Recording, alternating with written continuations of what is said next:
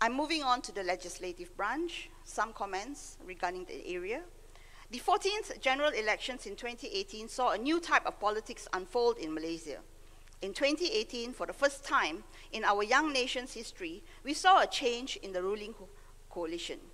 Since then, we have witnessed leadership challenges which gave us 3 prime ministers within a span of 3 years before the 15th general elections held in November last year. In the course of the period since 2018, the Malaysian Bar has been vocal about the reforms required in the political sphere, including reforms to anti-hopping laws and political financing laws. 2022 saw reforms to the anti-hopping law by way of a constitutional amendment. The Constitution Amendment No. 3 Act of 2022 amended Articles 10, 48, and 160 and introduced a new Article 49A and Section 7A of the 8th Schedule of the Federal Constitution. The Malaysian Bar has continuously called for an anti-defection law to be put in place for more than a decade. The idea is to nurture the growing maturity in the country as a democratic nation and to restore the public's faith in the political and governmental system so that there is certainty and transparency in Parliament. Party hopping has become a common political phenomenon in the Malaysian political scene for more than 3 decades. We were heartened with the constitutional amendments made to implement anti-hopping law in our nation. However, the recent constitutional amendments were designed to meet straightforward challenges known to Malaysians in the political scene at that time.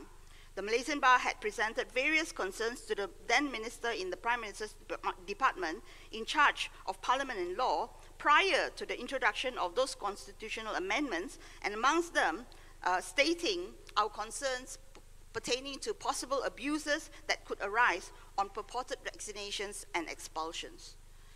Since GE15, we have seen creative ways in which politicians have tried to circumvent the current frame of anti-hopping law. We are now faced with an entirely new conundrum with far more complex issues, such as those hopping from within a coalition of parties at one spectrum to a coalition of parties of the other end of spectrum. And the recent events unfolding in Sabah are clear examples of such new issues emerging before us.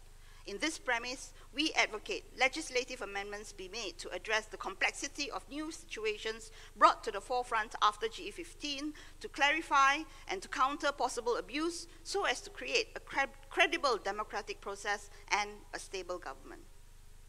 Insofar as political financing laws are concerned, my lady, no strides have been made at all on such reforms.